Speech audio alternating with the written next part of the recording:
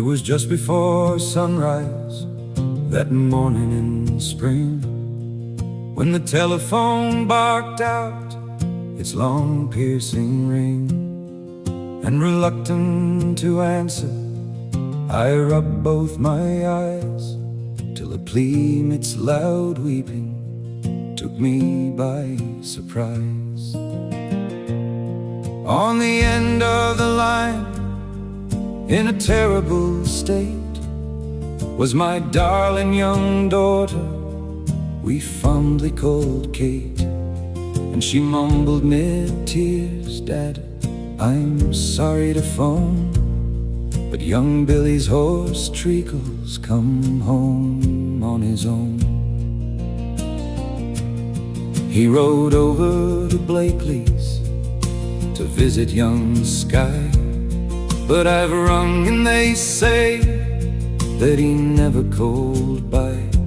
We found Treacle this morning in front of the yards, and the chance he's met harm now seems quite on the cards.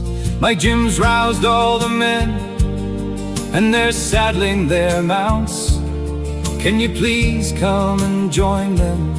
Each moment now counts. I'll be over in 10, and Kate, saddle the roan. And girl, ring your big sister, don't stay there alone. As the dawn yawned that morning to greet a new day, we were saddled and ready and rode on our way. The grim silence reflected the mood of the crew, as each pondered what harm had young Billy come to. It's a fair chance, I muttered, he's cut through the pine and then crossed Wiley's Creek. It is near a straight line. That's a fair estimation, Jim said in reply. With the drive setting in, then old Wiley's is dry. The pine country revealed fresh hoof prints on the ground, and more signs showed he crossed Wiley's Creek safe and sound. Then 100 yards on, not much further than that, lying there on the grass was young Billy's black hat. And a line of wildflowers, hand-picked, led from there, like a trail freshly laid, by whom and to where. It was puzzling for sure as to where this trail led, when I reined up and noticed an object ahead. In the grass lay a body, the frame of a lad. His poor face was all swollen and looking real bad. He was breathing but barely, though what caught my sight were the few broken flowers he clung to so tight.